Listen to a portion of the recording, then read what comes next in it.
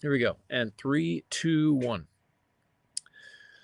Hey, and welcome in, OWS fam. So glad you are with us. We are back in the DFS lab. We are here and ready to go. As always, this show presented by 1 Week Season, where we build a lineup on DraftKings. Use that as a way to talk through the upcoming slate, looking at the divisional round of the playoffs. So the slate has shrunk down to 4 games total. Of course, at least this time it's only over 2 days instead of 3 if you're playing the whole 6-game slate.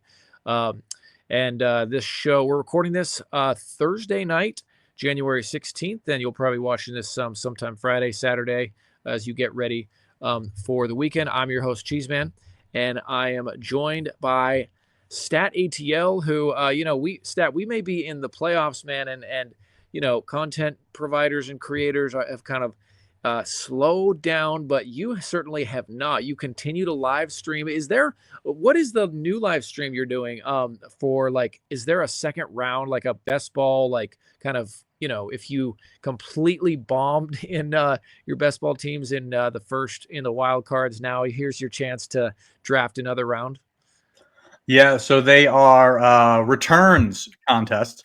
Basically, as you described, I think they're kind of designed for two types of folks. Maybe folks who did the playoff best ball contest and their rosters didn't fare well, so they're giving those kind of like those folks a second chance.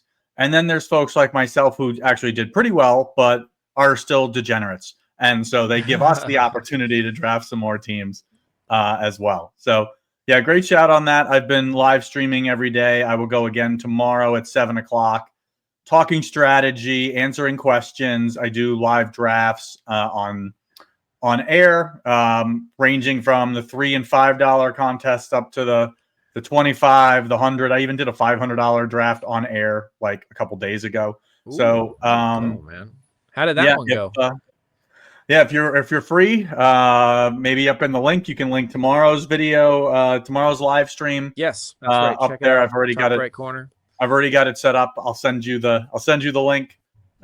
Cheese, I won't make you go find it. So yes, send the link to me. I'll link it in the show. And exactly, man. I love it because it's like you have your people who are chasing losses, or maybe they just didn't have time to get it in, and so. And also, it's like a different angle now. You don't have to kind of like be, trying to kind of play your cards right with the teams that have a bye. Like everyone's playing now, and so that kind of simplifies things a little bit. So, but speaking of just like DFS, did you play last weekend? And did you have some good results? How did it go? I know for myself, I played on the Sunday only slate, so the 3-game slate. And I did not do well. I think I was like down. I didn't play a ton, but was down 80%. Just obviously MME, but yeah, didn't do well at all. Too many Bronco like 0s and 3s. I had a bunch of the running back for the Broncos, McLaughlin, dude, who had 0.8 fantasy points. Just talk about a slap in the face, man. Yeah, I played him too. I played a little. I thought I was going to get to play more. I got some items on the honey-do list. So we spent spent the weekend kind of doing some stuff. But played a couple. I think I played like 2 or 3 lineups on all 3 slates just to kind of play. I really do like the staggered start slates. So I think I played like 2 or 3 lineups on the Saturday, 2 or 3 on the Sunday only, and then 2 or 3 that were kind of that Saturday to Monday, all 6 games. I did fine. I think I probably got back about half of what I put in. So I certainly wasn't investing hundreds or thousands of dollars, but it was just fun. But no, nothing groundbreaking there. No sweats, but not an airball. So. Yeah, man. I mean, someone was sweating it. I always think of that whenever I'm thinking of not playing a slate. I'm like, well, there's no way I could win this. I just I'm not feeling it. And they're like, well, someone's going to win. Like someone's going to take this down. Unfortunately, it just hasn't been me yet. So, but maybe it will be this weekend. So, and that's what we're going to look at now. So let me pull up DraftKings. Obviously, yeah, you got the 4-game slate, which, by the way, I think every game, I could be wrong on this, but because I haven't actually looked at the numbers, but it felt like every game played to the under this past weekend. So, and a lot of times that does happen in the playoffs. Maybe that won't be the case this weekend because, all these teams have really good offenses and you have some really like potential blow up spots with, that Detroit game being played in the Dome, obviously Lamar and Josh Allen playing each other. Just some exciting games from a football standpoint. I'll just kind of say kind of what game environment stands out to me the most. I mean, I think in the playoffs, you kind of have to just look at like beyond just like the Vegas over-unders, you have to just look at what this means to these players. And so for me, looking at that Baltimore and Buffalo game, that just seems like a spot where, I mean, unfortunately, the marquee players are expensive with Josh Allen, and actually they're not too bad in terms of price. I thought they were going to be over 8K, but a little looser pricing by DraftKings. That's kind of them. But Lamar and Josh Allen, I just, would love to get pieces of them because I just feel like they're going to be laying everything on the line for this. And so it'd be interesting to see what ownership will be, and I'll get your thoughts as well. But yeah, man, I mean, I think Lamar is seeming like in that first game, he ran a lot more than he has typically run in the playoffs in the wild card game. They were doing designed runs for him. He was taking off. I think he had close to 100 yards rushing. And so I just really like really centering an approach around these two quarterbacks as at least one way to look at it. What do you look at when you look at this slate? Yeah, I mean, I think that game is definitely an intriguing one. It is probably the most exciting, like real life game. I think that you could argue that those are two of the top 3 or 4 teams in all of the NFL playing each other in this round. Yeah. So yeah, I mean, I think that's certainly an exciting game. The Detroit Washington game kind of catches my eye as well. I think both of those teams, Detroit has a really strong offense and also has a really weak defense. They've been really decimated with injury.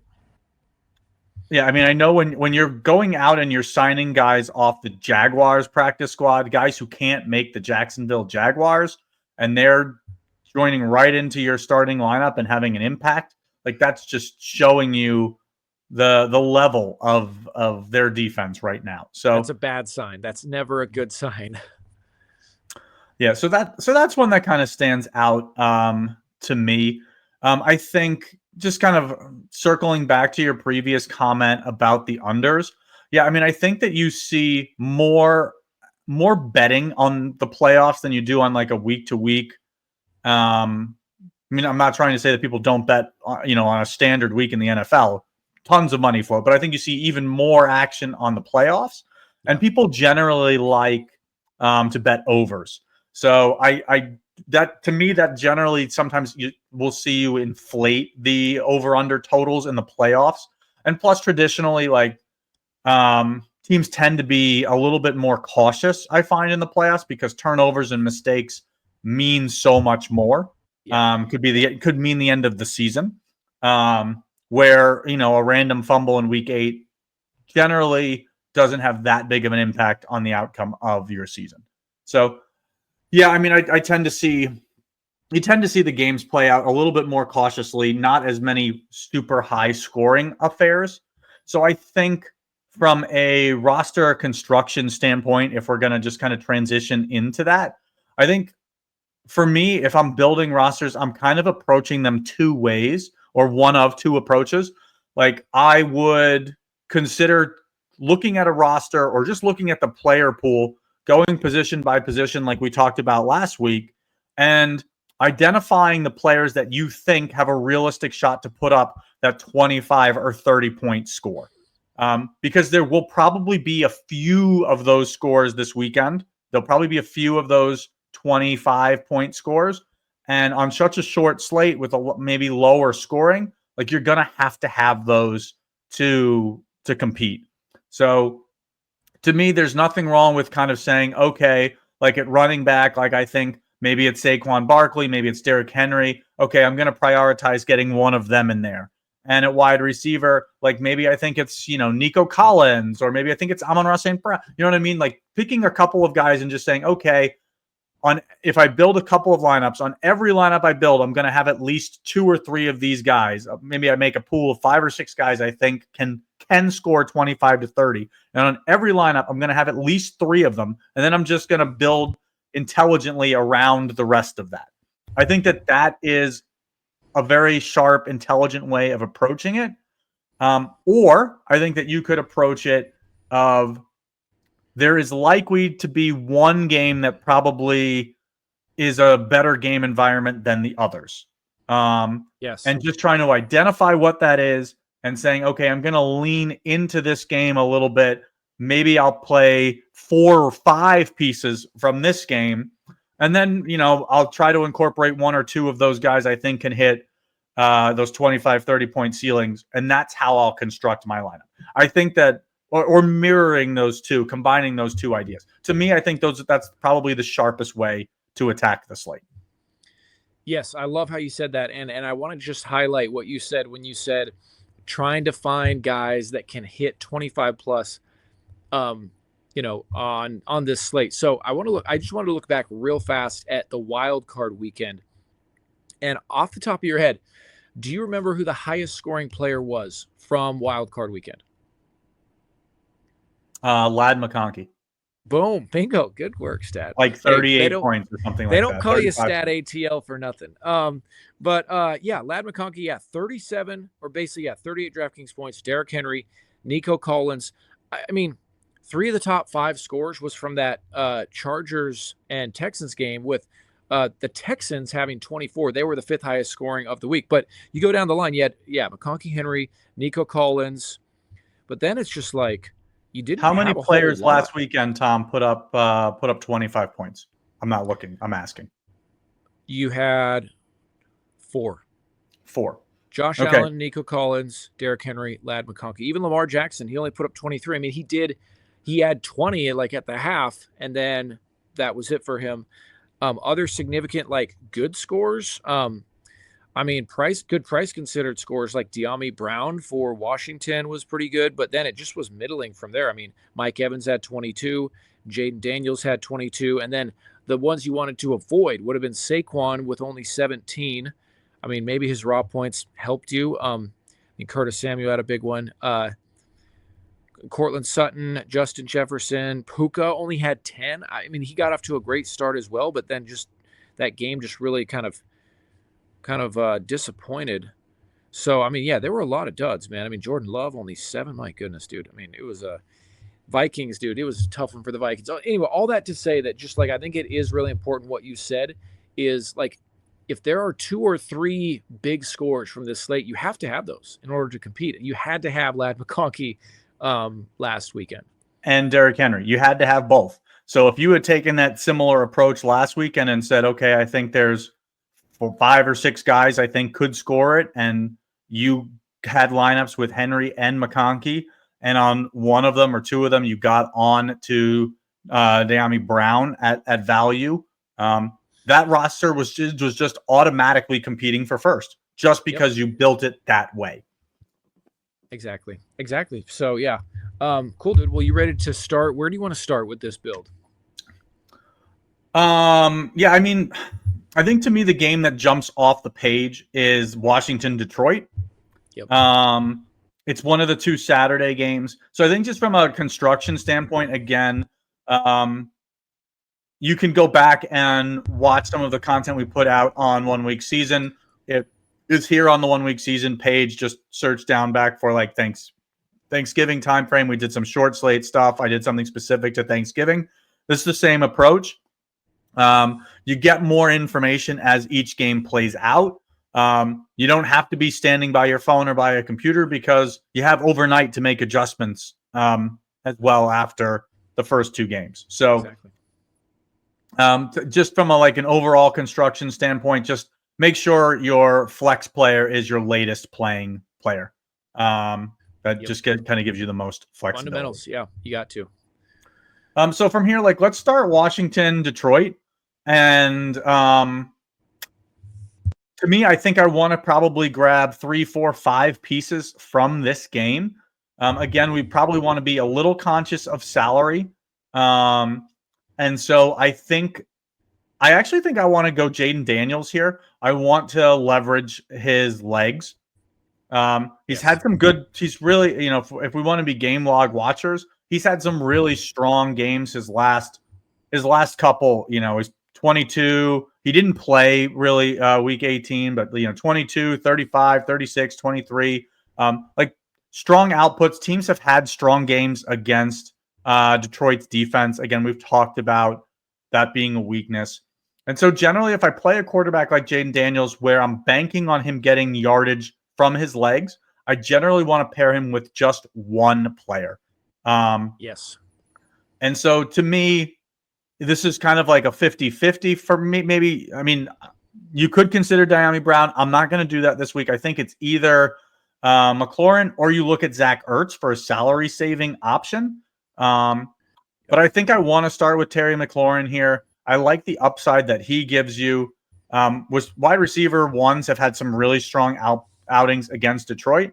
And so let's kind of play into this in that Detroit is also scoring a lot of points, forcing, Washington to keep going and this being a higher scoring affair. So that's how I'm going to kind of build this roster. So if that's the case, I'm liking a wide receiver from Detroit. And so I do love Amon-Ra St. Brown, but I think maybe on this build we start with Jameson Williams just to kind of be a little conscious of salary, just because we've now have 3 players over 6K already. Yes. And I think from here, like either maybe we're considering a cheaper option with like Sam Laporta, or maybe we're considering a running back option. I have some interest here in going David Montgomery at 5,700. Back practicing, I would expect him to not see a full workload, but during the regular season, he was seeing 14, 15, 16, 18 touches most weeks. So I think that if we can project that similar type of workload here, I really like the touchdown upside that he offers at 5,700. Absolutely, dude. Did you draft any of David Montgomery in a best ball? That kind of would have been risky, right? He's my highest drafted player. There it is, man. I like that. So I'm a little biased here. It's really just that after he got hurt in regular season in the regular playoff best ball, his ADP just really fell to 6th, 7th, 8th round in some drafts. So it just kind of seemed like it was worth the risk. So I found myself taking him a lot in the 6th, 7th, 8th round of drafts. Yeah, man. Well, in that case, if Montgomery has a nice weekend, then you're going to be having a nice weekend as well. Yeah, we'll switch from mug root beer to something a little fancier. There you go. Yeah. All right. Okay. So let's see. So four pieces right now from this game. Are you finished with this game, or are you want to add more as well? I think from now, I think this is a good starting point. I think that I really want to lean in to either Saquon Barkley or Derrick Henry. I think that those are, if I'm picking like 5 pieces that I think have that realistic 25 to 30 point ceiling, like I feel like those 2 have to be 2 at the, if not at the top, near the top of that list. Oh yeah. And so it's looking like Baltimore is going to be without Zay Flowers again. So to me, this is a spot where I really want to lean into Derrick Henry. I think he'll continue to see more touches like he did last week. And I think this is a spot where we may grab 2 pieces from Baltimore, just because we saw, I think, a season-high snap rate when they were all on the field with from Isaiah Likely. And so without Bateman, without Zay Flowers, they ran a ton of 12 personnel. You saw a ton of, I think, Likely led the tight end pool with like 82% of snaps last week. He was on the field a ton, more than any wide receiver, more than Mark Andrews. So I want to lean in here to Henry and Likely. Likely offers some really good salary savings at 3,500. Yep. We kind of need that with this. And I think that if we're going to, and obviously this was a game environment we talked about liking as well. I think that if we're going to lean into both Montgomery and Likely, let's grab a Bills piece here as well. And I think probably for me, it's Khalil Shakir. Kind of that safety blanket for Josh Allen. I like his price at 5K. I think that offers us a lot of flexibility. Gets us down to like 40. Yeah, I mean he'll probably be our flex player just because he's in the last game. I can switch it if we need to, but I'll put him there for now. Yeah, I like that for us. So I think at defense, I think that's a good place to go. Kind of give us a range. So I think the Chiefs are probably my favorite defense on this board. So if we go Chiefs, what does that give us? 4,800. 48. Yeah, you got let's see. Yeah, I mean, I think you could go. I think we could go Chiefs here and like Hollywood Brown, Hopkins. I think both of those are very viable pieces at cheaper price. Let's see if we give ourselves a little bit more salary to work with. I really like Xavier Worthy. I think he's got that explosiveness. Yeah. I don't mind spending a few hundred more to get him. Where does that put us on defense if we go there? Yeah, dude, love Xavier Worthy. We could get 3,200. Okay. Obviously, you don't want the Lions or the I don't want Bills. the Lions, and I probably don't want the Bills. I don't mind the Rams. I think the Rams are very live to beat the Eagles this weekend. I agree. So I think if I was picking my three favorite defenses, I would probably have the Chiefs 1. I do think the Eagles have a very strong defense, so I like them as well, and then the Rams. Those would be my three favorite defenses. So on this particular lineup, if we want to look to save a little bit of salary, I think it's probably go down to the Rams here. If we wanted to go up to the Chiefs, I think you could do that too, and then you're just coming down off Xavier Worthy to a Kansas City piece. Hollywood Brown, DeAndre Hopkins, all viable options. I'm not even sure. We may have even been able to get to Kelsey. I didn't even look. He's probably in the high 4s, maybe 5K. Maybe, yeah, so maybe if you wanted Kelsey there, maybe you go Eagles D. Obviously, you'd have to switch Shakir out of that, and you probably put likely in the flex if you did that. But I like what we've got here. I think this is a solid build. Absolutely, dude. I love it. Stat, good stuff, man. So what we landed on here for the 4-game slate this weekend, divisional round, Jaden Daniels at the quarterback, stacked with Terry McLaurin, and then 2 Lion pieces with the bringbacks of David Montgomery and Jamison Williams. And you got Derrick Henry and Isaiah Likely with the Khalil Shakir bringback, and then finishing it out with Xavier Worthy and the Rams defense. Stat, great stuff as always, man. Are you planning to play this weekend? I'll have a couple lineups this weekend. I think the big takeaway for me is that I'm a little sad. This is the end for us. I don't think we're gonna do another episode next week. So it's been great working with you this season. Maybe they'll bring us back next year. I sure hope so. It has absolutely been fun. Stat, it's been great, dude. And best of luck this weekend to everyone watching or listening. Best of luck to you all with the 4-gamer. Take something down, man. I mean, again, I didn't get anything huge during the regular season. If I can find some time and just commit an hour to really studying this slate, I think the results could be good. So, guys, thanks for watching. Thanks for tuning in. Stat, as always, thanks for the time, and we'll catch you next time, brother, which will probably be next season. See ya.